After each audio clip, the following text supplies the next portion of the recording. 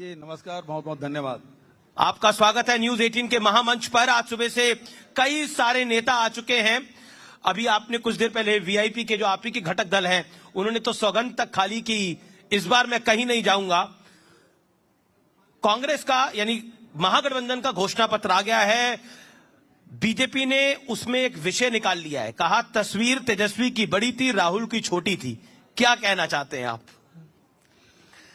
छोटी और बड़ी होने से कोई अंतर नहीं पड़ता जी, सवाल साथ में रहने का है और गठबंधन महागठबंधन के सारे नेता एक साथ हैं, ये महत्वपूर्ण है। जी, लेकिन क्या आपको लगता है कि सीटों के बंटवारे में थोड़ी देर हो गई, तेजस्वी के ऐलान में थोड़ी देर हो गई, इस प्रक्रिया में वक्त बहुत लग गया और चुनावी पंडितों का मानना है कि वहीं से महागठबंधन का खेल थोड़ा बिगड़ने लग गया? मैं समझता हूं कि इसमें बिल्कुल विलंब नहीं हुआ और जब बहुत सारे दल चुनाव लड़ते हैं एक साथ तो इस प्रकार के समय थोड़ा हो जाता है, लेकिन समय में सब कुछ पूरा हो गया, ये महत्वपूर्ण बात ये है। और महागठबंधन में सब कुछ तो ठीक हो गया, सारे नेता एक मंच में दिखाई दे रहे हैं, सब लोग मिलकर एक साथ प्रेस कॉन्फ्रेंस कर रहे हैं, एक साथ रैली कर रहे हैं, लेकिन एनडीए गठबंधन में ऐसी बात दिखाई नहीं दे रही। लेकिन बिखरे बिखरे क्यों दिखाई दे रहे हैं? लेकिन वो तो उनका अपना विषय है। लेकिन आपको लगता है कि कांग्रेस जिस तरह से चुनाव लड़ना चाहिए था कांग्रेस को, और पिछली बारी 70 पे लड़ी थी, इस बार 61 पे लड़ रही है, तो भूमिका लगातार छोटी होती जा रही है ये। और हमने देखा दिल्ली में कांग्रेस साफ हो गई, उत्तर प्रदेश में साफ हो गई और अब बिहार में सबसे कम सीटों पर चुनाव लड़ना अब तक के इतिहास में, ये कितना बड़ा मैटर है आपके लिए? देखिए, जहां तक के हमारे गठबंधन का आकार बढ़ा है जी, हमारे कांग्रेस का आकार छोटा हुआ है, ठीक है, हमारे भाइयों को देंगे तो आंकड़े कम होंगे ना, तो उसमें कोई गलत बात तो है नहीं। और वो जीतेंगे तो हमारे अपने ही हैं, कोई गैर तो है ही नहीं। अच्छा, कांग्रेस में कई रणनीतिकार हैं, उसमें एक सबसे बड़े रणनीतिकार आप माने जाते हैं, मतलब कई हैं। जी, नहीं, मैं एक सवाल आपसे इसलिए पूछ रहा हूं। मैं बहुत छोटा काम करता हूं। देखिए, आपने कई चुनाव लड़े हैं, खुद लड़े हैं और लड़वाए भी हैं, कुछ जीते हैं, कुछ हारे भी हैं, लेकिन बड़ा प्रमुख पॉइंट यह है कि कांग्रेस कह रही है कि फ्रेंडली फाइट होगी कुछ सीटों के ऊपर महागठबंधन में। अब भूपेश बघेल प्रचार करने जाएंगे, अशोक गहलोत जी प्रचार करने जाएंगे, राहुल गांधी जी जाएंगे, प्रियंका गांधी जी जाएंगी, तो उनको तो प्रचार के अंदर बोलना पड़ेगा ना कि फलाने कैंडिडेट को वोट ना दें, तो कैसे निपटेगा? देखिए, ये अनेक राज्यों में अनेक पार्टियां इस प्रकार से कई सीटों में फ्रेंडली फाइट होती है। ये कोई बिहार में पहली बार तो नहीं हो रहा है जी, इसके पहले भी अनेक राज्यों में इस प्रकार के फ्रेंडली फाइट हुए हैं, तो ये कोई नई बात नहीं है। लेकिन जहां तक प्रचार करने की बात है, चाहे राहुल जी हो, प्रियंका जी हो, जहां इस प्रकार के हैं, तो हम अपने दल जो हमारी पार्टी है उसके प्रत्याशी का प्रचार करेंगे। जी, लेकिन दो तीन चीजें जिसकी मैं बात करना चाहता हूं। राहुल गांधी ने आज एक जनसभा संबोधित करी, उसमें उन्होंने छठ पर्व के बारे में एक टिप्पणी करी जिसको बीजेपी कह रही है वो छठ पर्व का अपमान है। उन्होंने बोला प्रधानमंत्री वोटों के लिए नाच भी सकते हैं। क्या आपको लगता है ये शब्द शोभा देते हैं? वो नेता प्रतिपक्ष हैं, एलओपी हैं।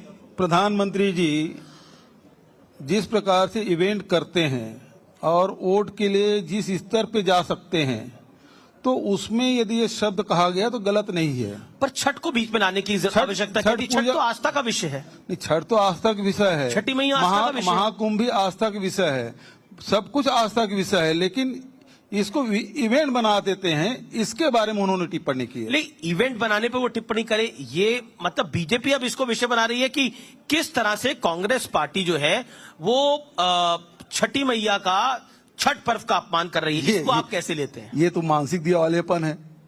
छठ महापर्व में उन्होंने कहा कि हमारी माताएं बहनें हैं वो जमुना जी के गंदे पानी में नहा रही हैं, जहां दिल्ली की बात है, और वहीं जब प्रधानमंत्री नहाने जाते हैं तो ऐसा कुआं बना दिया जाता है और पानी सभी लोगों के लिए था। अरे, प्रधानमंत्री के लिए विशेष रूप से बात हो रही है और प्रधानमंत्री के लिए गर्म पानी का पाइपलाइन बिछाया जाता है, शुद्ध पानी वहां भेजा जाता है, इसके बारे में उन्होंने टिप्पणी की है। केशव मौर्य, देखिए, अब केशव मौर्य इसी बात को कितना लंबा खींचेंगे आप? इसी बात को आप कितना लंबा खींचेंगे, मैं आपसे पूछ रहा हूँ। नहीं, मैंने उत्तर दे दिया। नहीं, आपने उत्तर दे दिया। मैं केशव मौर्य, डिप्टी सीएम है बिहार, उत्तर प्रदेश के, और चुनाव प्रभारी भी हैं। उन्होंने बोला कि ये कांग्रेस की मानसिकता सनातन विरोधी ही है। सनातन का शब्द अर्थ समझते हैं मौर्य जी? सनातन जो आदि से चला है और अनंत तक चलेगा, जिसको कोई मिटा नहीं सकता, वो सनातन है। वो सत्य जो कभी समाप्त नहीं होता, वो सनातन है। भगवान बुद्ध ने उसे परिभाषित किया, जो इसी धरती से पैदा हुए जी। तो उस सनातन के रक्षक कैसे बन सकते हैं? ये भगवान के रक्षक बन जाते हैं, कभी भगवान राम को उंगली पकड़ के मंदिर तक ले जाने वाले बन जाते हैं। तो ये सनातन का अर्थ समझते नहीं और सनातन बचाने की बात कर रहे हैं।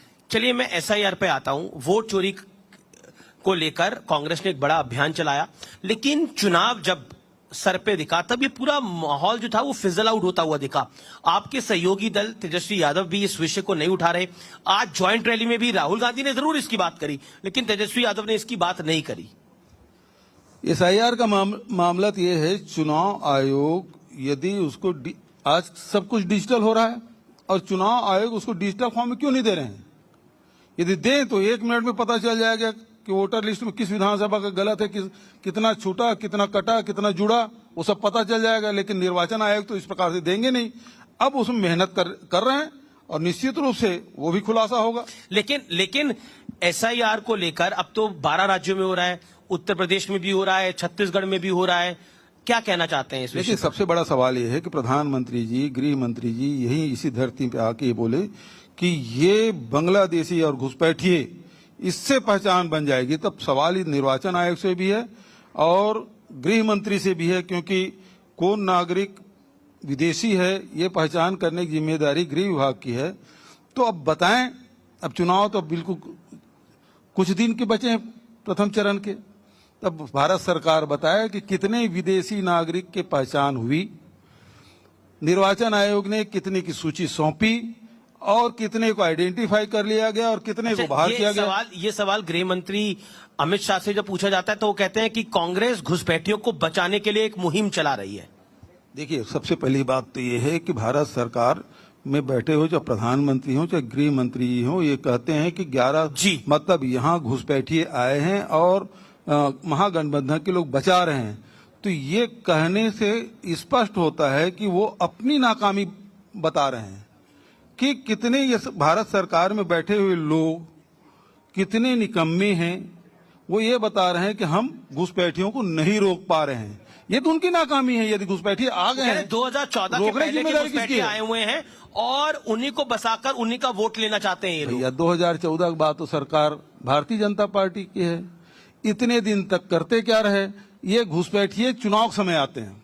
जब छत्तीसगढ़ में चुनाव होता है तो वहां घुसपैठिए आ जाते हैं। अभी तो छत्तीसगढ़ में चुनाव नहीं है, एसआईआर हो रहा है। उत्तर प्रदेश में चुनाव नहीं है, एसआईआर हो रहा है। मैं ये पूछ रहा हूँ, 1 मिनट में उसी थोड़ा बोलने दीजिए मुझे। बोलिए सर, प्लीज। अनुमति हो तो बोलूं? टीवी आपका है, माइक आपका है। नहीं, आप बोलिए, सम्मानित मेहमान है आप। छत्तीसगढ़ में चुनाव आया तब घुसपैठिए वहां थे। झारखंड में चुनाव आया तो घुसपैठिए वहां थे। अब बिहार में चुनाव आया तब घुसपैठिए यहाँ है। अब छत्तीसगढ़ की घुसपैठिए नहीं, अब अमित शाह जी आने वाले हैं जी। जब ऑपरेशन सिंदूर हुआ तो उन्होंने उसके विभाग से एक आदेश निकला था कि 3 दिन के भीतर में जितने भी पाकिस्तानी हैं उसको आइडेंटिफाई करके देश से बाहर निकाला जाए। अब मैं गृह मंत्री जी से, भारत सरकार से पूछना चाहता हूं कि पूरे देश में कितने पाकिस्तानी आइडेंटिफाई हुए और कितने को भेजा गया? उस आदेश का क्या हुआ? मैं तो छत्तीसगढ़ में रोज पूछता हूं कि वहां कम से कम 15,000 पाकिस्तानी हैं। बघेल साहब, अगला सवाल मेरा यह है कि 15 सीटों पर लड़ने वाले मुकेश सहनी महागठबंधन के, 19 सीटों पर लड़ने वाले मुकेश सहनी महागठबंधन के डिप्टी सीएम है। कांग्रेस 61 पे लड़ रही है। कांग्रेस का कोई डिप्टी सीएम नहीं है। ये कांग्रेस के कार्यकर्ता के मन में भी सवाल होगा। हालांकि सहनी साहब बैठे हैं सामने। ये सामाजिक न्याय की धरती है बिहार जी, और राहुल जी लगातार सामाजिक न्याय की बात कर रहे हैं जी। और जो आज तक के जिनको स्थान नहीं मिला है उनको स्थान मिले, उनको भी सम्मान मिले, ये बात लगातार कांग्रेस पार्टी कर रही है। और कांग्रेस पार्टी तो यहाँ बिहार में तो सबसे ज्यादा बार मुख्यमंत्री तो कांग्रेस ने बनाया, और यदि अपने छोटे भाई को यदि स्थान दे रहे हैं तो निश्चित रूप से उस वर्ग का कांग्रेस का सम्मान है। कॉम्प्रोमाइज है, कांग्रेस ने कॉम्प्रोमाइज किया है। इसमें कॉम्प्रोमाइज की बात नहीं, ये सम्मान देने की बात है, और सम्मान देने से सम्मान बढ़ता है। अच्छा, मेरा आखिरी दो सवाल आपसे हैं, बिल्कुल आखिरी दो सवाल हैं। क्या मुसलमान डिप्टी सीएम होगा अगर महागठबंधन की सरकार बनती है? अशोक गहलोत जी बोल चुके हैं।